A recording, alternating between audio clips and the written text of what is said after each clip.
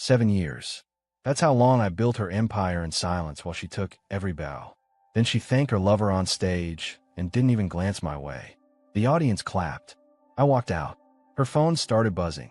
Funding gone, sponsors fled, empire crumbling. She thought I was just her husband. I was the foundation, and I just removed every brick. My name is Preston Kane. I'm 45 years old, and for the past 7 years, I've been married to Simone Kane, founder and CEO of Apex Talent Solutions, a tech recruiting platform that connects startups with top-tier engineering talent. Beautiful concept, brilliant execution. Except here's what nobody knows. I built the entire financial infrastructure that made it possible. Before Simone, I was married to Claire, a pediatric surgeon with a level head and zero tolerance for games. We had Miles together. He's 18 now, heading to college in the fall. Claire and I divorced when Miles was 6, not because we hated each other, but because our careers pulled us in different directions. She wanted Boston. I needed Silicon Valley. We stayed friends, split custody fairly, and Miles grew up knowing both his parents loved him. Clean, mature, the way adults should handle things. Simone came into my life at a venture capital mixer in Palo Alto. She was 36, recently divorced, and hungry, not just for success, for validation. She had 2 kids from her first marriage, Avery, who was 12 at the time, and Easton, who was 10. Their father, Gregory Hughes, was some mid-level marketing director who checked out emotionally years before the divorce papers were signed. I fell for her drive, her vision, the way she could walk into a room and make people believe in something that didn't exist yet. What I didn't realize was that she'd eventually do the same thing to our marriage. Make people believe in a version of reality that had nothing to do with the truth. When we got married, I was a managing partner at Cornerstone Ventures, a mid-tier VC fund specializing in early-stage tech. Simone had just launched Apex out of a WeWork space in San Francisco. She had the idea, the pitch deck, and about 6 months of runway. What she didn't have was the back end, the legal structure, the compliance framework, the investor relations, the boring stuff that doesn't photograph well for Forbes, but keeps the lights on. So I built it, quietly. I set up the holding company, Sentinel Capital Group, that funneled strategic investments into Apex without raising red flags. I structured the cap table so her equity looked clean. I negotiated vendor contracts that gave her favorable terms without anyone knowing I was on the other side of the table. I was the invisible hand that turned her vision into something fundable. And she let me. Hell, she encouraged it. Back then, she'd curl up next to me on the couch after the kids were asleep and say things like, "I couldn't do this without you," or, "You're the reason this works." I believed her. I wanted to believe her. But somewhere between Series A and Series B, between the TechCrunch feature and the Forbes 30 Under 40 nomination, I became infrastructure. Necessary, but forgettable. Like plumbing. Nobody thanks the plumbing. 6 months ago, she hired Chase Garrett, 30 years old, Harvard MBA, expensive watch, and a resume that looked a little too good for a VP of Strategic Partnerships role. I didn't think much of it at first. Simone needed someone to handle the brand side while she focused on scaling. Made sense. Except Chase wasn't just handling partnerships. He was handling her calendar, her travel, her late-night strategy sessions that somehow always required wine and never included me. I wasn't stupid. I just wasn't ready to admit what I was seeing. 2 weeks ago, my son Miles came to me. We were grabbing lunch near his campus. He's finishing up his senior year at a private academy in Menlo Park. He looked uncomfortable, kept pushing his food around his plate. Finally, he said, "Dad, I need to tell you something." I put down my fork. "What's wrong?" "It's about Simone," Miles said quietly. "I was at that startup networking thing last week. The one at the Rosewood. I saw her there with that guy Chase. They were. I don't know, Dad. It didn't look right."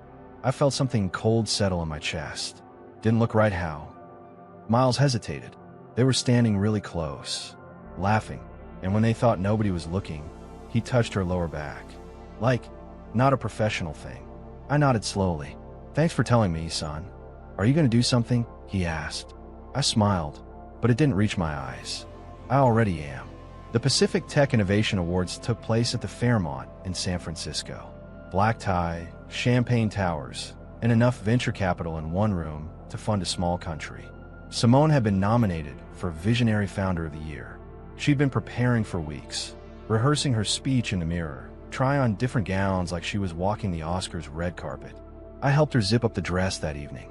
Midnight blue silk, probably cost more than my first car. She barely glanced at me. "You're in the third row," she said, scrolling through her phone. "VIPs and sponsors are up front." I adjusted my cufflinks. "Third row's fine." She didn't hear me. She was already out the door. At the ceremony, I sat exactly where she'd assigned me. Third row, right side, next to a couple of angel investors I'd worked with years ago. They made small talk. I smiled and nodded, but my attention was on the stage. When they called her name, the room erupted. Simone floated to the podium in that blue dress, every inch the visionary they were celebrating. She gave her speech, polished, practiced, perfect, talked about building something from nothing, about trusting the process, about the people who believed in her vision. Then she paused, smiled warmly at the audience, and said the words that would change everything. "I want to thank my real partner," Simone said, her voice soft with manufactured emotion. "The one who's been with me through every late night, every tough decision, every pivot. You know who you are." She looked directly at Chase Garrett, sitting in the front row. He smirked, raised his glass slightly. Not once did she look at me. I sat there for exactly 3 seconds. Then I stood, buttoned my jacket, and walked toward the exit. Slowly, deliberately. Nobody noticed. They were too busy applauding her courage, her authenticity. I was halfway to the lobby when I heard heels clicking behind me. "Mr. Kane." It was Simone's assistant, Lena, breathless and panicked. "Her phone, it's blowing up. The CEO of Weston Capital is freaking out." I stopped, turned slightly. "About what?" Lena's hand shook as she held out the phone. The screen was lit up with messages. "CEO Weston Capital, 9:17 p.m. What the hell just happened? CEO Weston Capital, 9:18 p.m. Major sponsor just pulled out. It's your husband's company. CEO Weston Capital, 9:19 p.m. What did you do?" I looked at the messages, then at Lena. "Looks urgent," I said calmly. "You should probably tell her." Then I stepped into the elevator and pressed the button for the lobby. Behind me, I could still hear the applause. 2 months earlier, I'd sat in a conference room at Sentinel Capital Group with 4 other board members. The room smelled like leather and old money. I slid a folder across the polished mahogany table. "What are we looking at?" asked Richard Paulson, one of my longtime partners. "A motion to terminate all sponsorship agreements with Apex Talent Solutions," I said flatly. "Effective immediately after their Q3 earnings call." Richard opened the folder, scanned the documents. "On what grounds?" "Clause 19B, I replied. "Failure to disclose material conflicts of interest involving board-adjacent personnel." Another partner, Susan Drexler, leaned forward. "You're saying Simone violated the disclosure agreement?" "She hired Chase Garrett 6 months ago," I explained. "Gave him VP-level authority over client relations and strategic partnerships.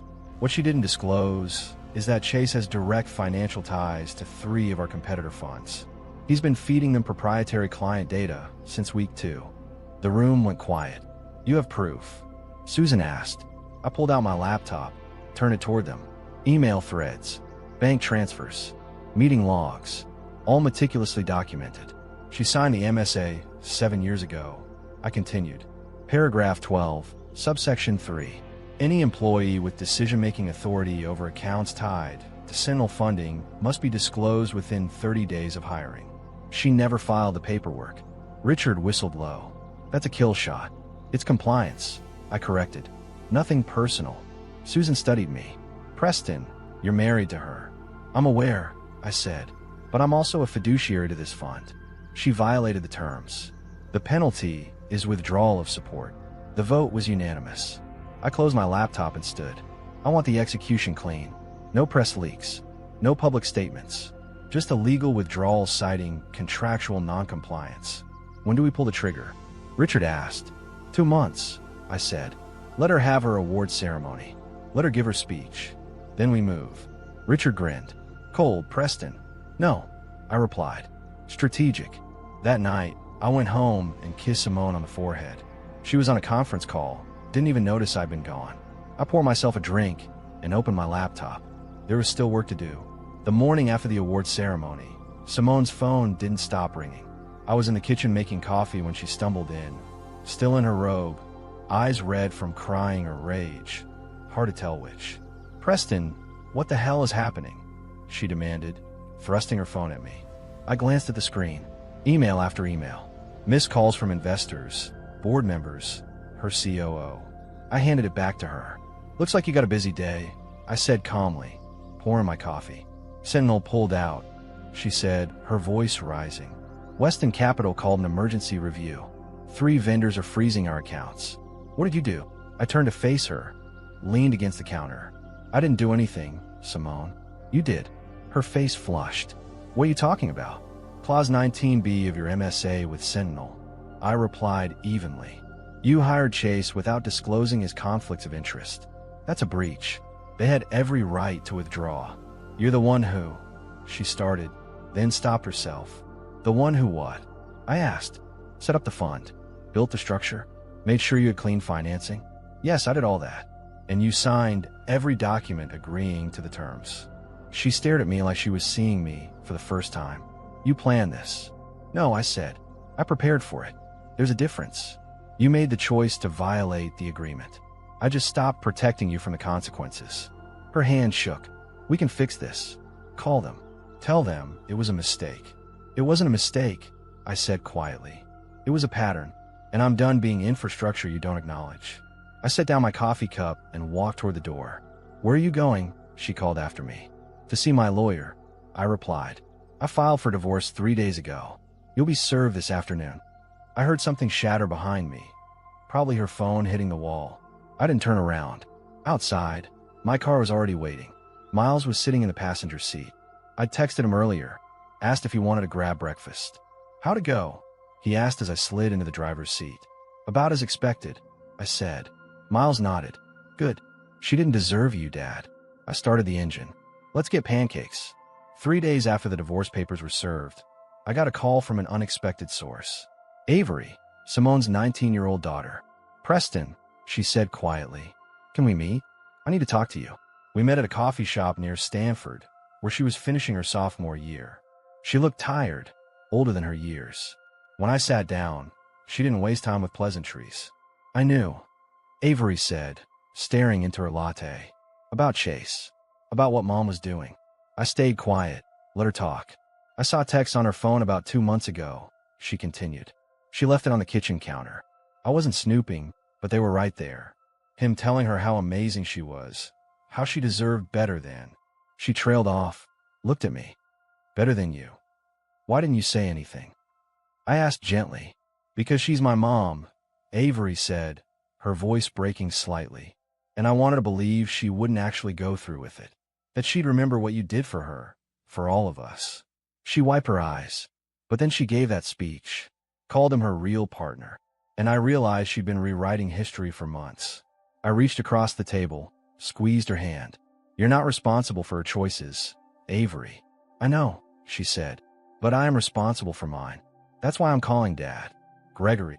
I asked, surprised. She nodded. "He's been clean for 3 years. Has a good job now. Stable place in Sacramento. He's been asking to reconnect. I think I'm going to move in with him for a while. Get some distance from Mom." "That's a good choice," I said. "He's your father. He deserves a chance to prove he's changed." Avery looked at me seriously. "You deserve better than what she did to you. I wanted you to know that. And I wanted to say thank you." "For what?" "For paying my tuition last semester when Mom's accounts got frozen," she said softly. "The bursar's office told me it came from an anonymous donor, but I know it was you." I didn't confirm or deny it, just smiled. "You're going to be okay, Avery," I said. "You're smart, you're honest, and you know the difference between right and wrong. That's more than a lot of people can say." She hugged me before she left. "Take care of yourself, Preston." "You too, kid." As I watched her walk away, I felt something I hadn't felt in months. Hope. Not everyone in this mess was lost. 2 weeks after the divorce filing, the real damage started showing. I heard it through mutual connections first. Apex Talent Solutions was bleeding clients. The TechCrunch article came next. Former rising star faces crisis as funding evaporates. The piece was brutal. It detailed the Sentinel withdrawal, quoted unnamed sources about ethical lapses and undisclosed conflicts. One paragraph stood out. Industry insiders suggest that Simone Kane's rapid rise was built less on innovation and more on infrastructure provided by her estranged husband, Preston Kane, a veteran VC strategist whose name rarely appeared in her success narrative. My phone buzzed. Claire, my ex-wife. Just read the article. She texted. You okay? Fine, I replied. How's Miles? Proud as dad, she wrote back. We both are. That same afternoon, Simone COO resigned. Then her head of sales. By Friday, 3 more executives had jumped ship. I wasn't surprised. Nobody wants to be on a sinking vessel. Easton, Simone's 17-year-old son, showed up in my office unannounced. Security called up, asked if I wanted them to send him away. Let him up, I said. He walked in, hands shoved in his pockets, looking uncomfortable. I don't have long. Mom doesn't know I'm here. What do you need? I asked. Nothing, he said quickly. I wanted to say I'm sorry. For how she treated you. For how I treated you. I was a jerk. I took your help for granted. I leaned back in my chair. You're 17. That's pretty much the job description. He almost smiled. Yeah, well, still. You didn't deserve what she did. No, I agreed. I didn't. But I'm handling it. Easton shifted his weight. She's losing everything, isn't she? Probably, I said honestly. But that's not on you to fix. He nodded slowly. Dad, Gregory. He reached out, asked if I wanted to spend the summer with him. You should, I said. Give him a chance. What about you? Easton asked. Are you going to be okay? I stood up, walked around the desk, and put a hand on his shoulder. I'm going to be fine, Easton. Better than fine. You focus on yourself. He left looking lighter somehow. Good. He was a good kid trapped in a bad situation. He deserved a way out. 5 weeks after the ceremony, the other shoe dropped. I was in my office when Richard Paulson called. Turn on CNBC, he said. You're going to want to see this. I pulled up the stream. Breaking news banner. SEC launches investigation into tech exec for securities fraud. The face on the screen was Chase Garrett. The reporter's voice cut through. Chase Garrett, former VP at Apex Talent Solutions, has been arrested on charges of insider trading and securities fraud. Federal investigators allege Garrett used confidential client information to conduct illegal trades through offshore accounts, profiting over $2 million in the past 6 months. I leaned back in my chair, watched the footage of Chase being led out of his apartment in handcuffs. He looked smaller than I remembered, less confident. Did you know about this? Richard asked over the phone. I suspected he was dirty, I said. I didn't know the extent, but I made sure the SEC got copies of all his email correspondence with our competitor funds 3 weeks ago. Richard laughed. You're a piece of work, Preston. I'm thorough, I corrected. The news got better. The report continued. Investigators are also questioning Simone Kane, Garrett's former employer, about her knowledge of the scheme. While no charges have been filed against Kane, sources say she's cooperating with authorities. I turned off the stream. My phone buzzed immediately. Simone's name on the screen. I didn't answer. She called again and again. Finally, she texted, Please, Preston, I need to talk to you. This is insane. I didn't know what he was doing. I stared at the message for a long moment, then typed, You made your choices. Live with him. I blocked her number. That evening, Miles came over for dinner. Claire had dropped him off. We were doing a joint thing now, trying to show him that divorce didn't have to be toxic. Saw the news about Chase. Miles said as we grilled steaks on my balcony. That's wild. Karma works in mysterious ways. I replied, flipping a steak. Mom called, he added. Claire, she wanted you to know she's proud of how you handled all this. I smiled. Tell her I said thanks. She also said you should start dating again, Miles said with a grin. Says you've been single long enough. I laughed. I'll take that under advisement. Miles grew serious. Dad, are you happy? Like really happy? I thought about it. The past 2 months have been chaos. Lawyers, paperwork, reporters calling for comments. But underneath it all, there was something I hadn't felt in years. Yeah, I said honestly. I am. I'm free, Miles. And that's worth more than anything else. He nodded, satisfied. Good.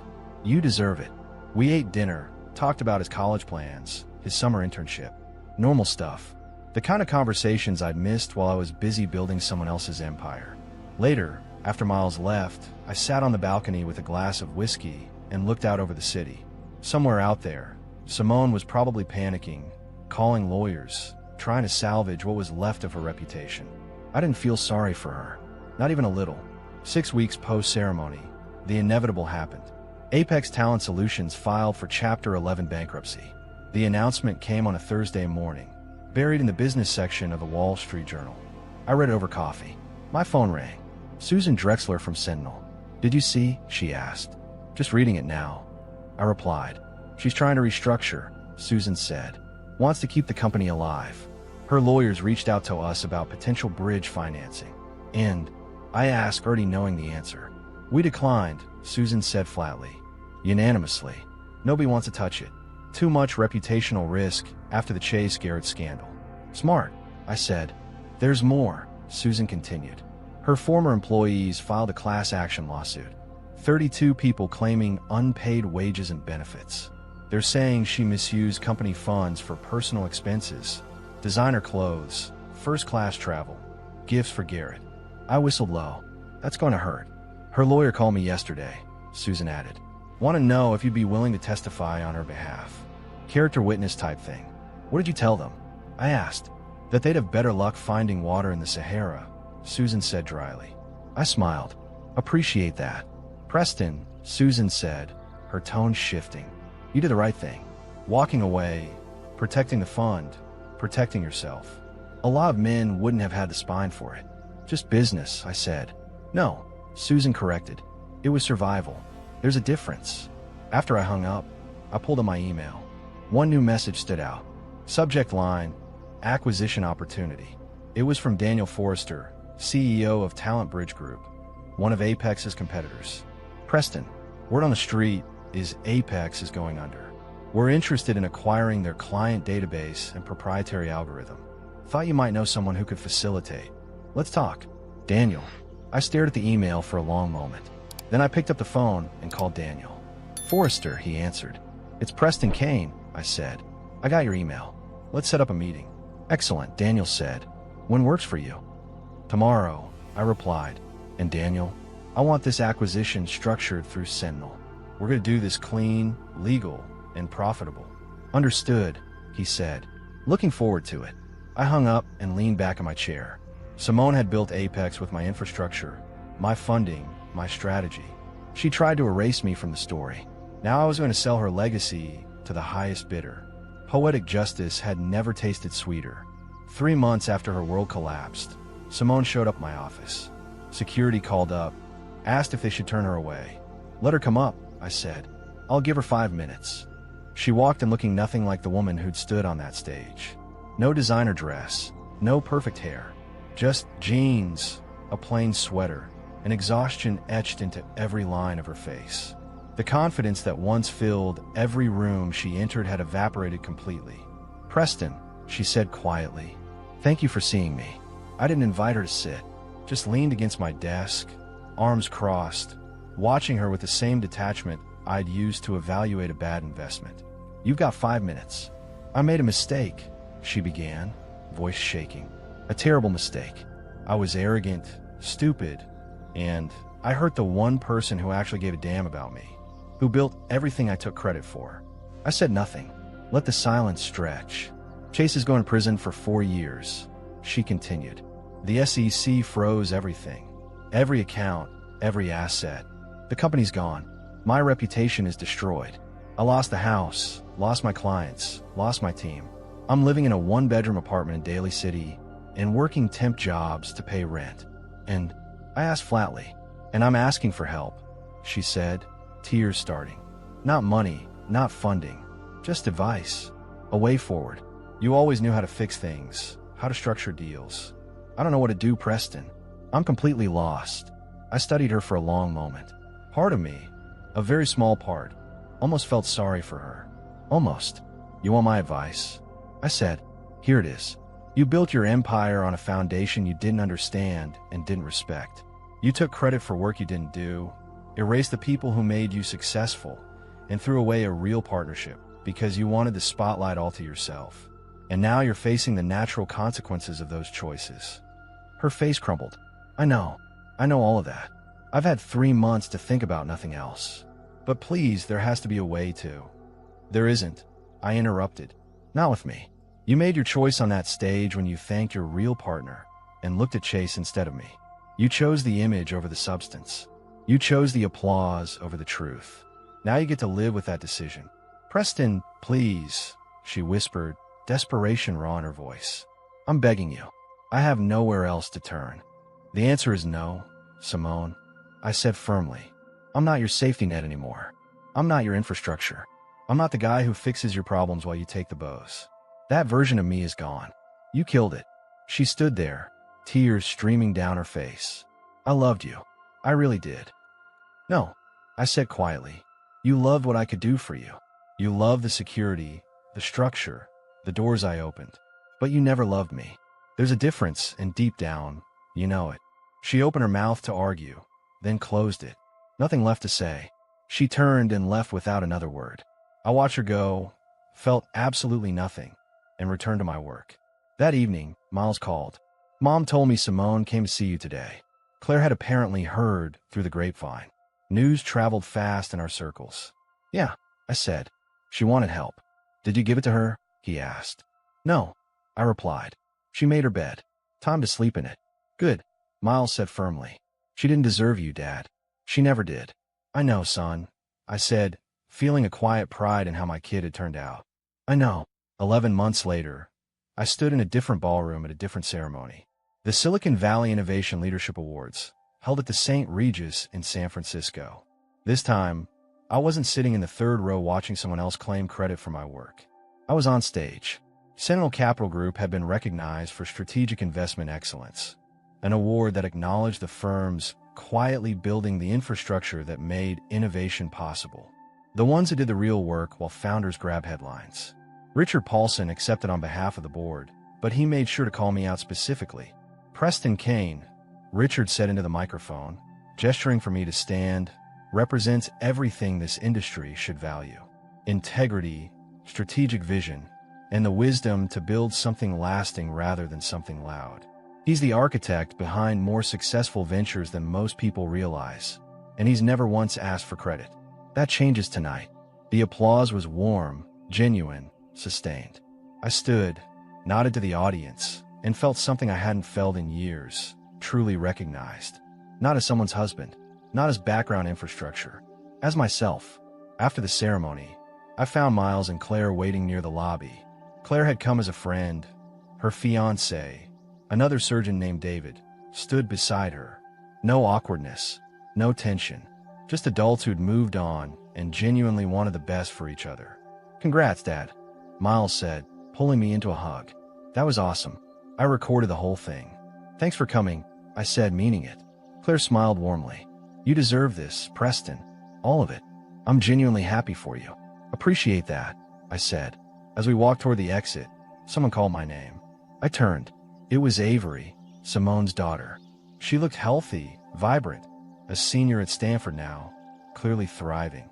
Preston, she said, slightly breathless from hurrying over. I saw the news about the award. Congratulations. That's incredible. Thanks, Avery, I said warmly. How are you doing? Really good, she said. Living with Dad in Sacramento. Just got accepted to UCSF's medical program. Life's finally stable, you know. That's what matters most, I said. Your dad must be proud. He is, she said, then hesitated. I thought you should know. Mom's working as a regional manager at a small recruiting firm in Oakland now, making about $60,000 a year. It's humbling for her, but she's surviving. I nodded slowly. Good. Everyone deserves a chance to rebuild, even if they have to start from the bottom. She asks about you sometimes, Avery said carefully, watching my reaction. I'm sure she does, I replied evenly. But that chapter's closed, Avery. For both of us. What matters is that you and Easton are doing well.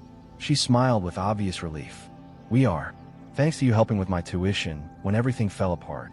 I never properly thanked you for that. You just did, I said. Now go build that medical career. Later, at dinner with Miles, Claire, and David, I raised a glass of wine. To new beginnings and second chances. They clinked glasses with me. To new beginnings, they echoed. I looked around the table.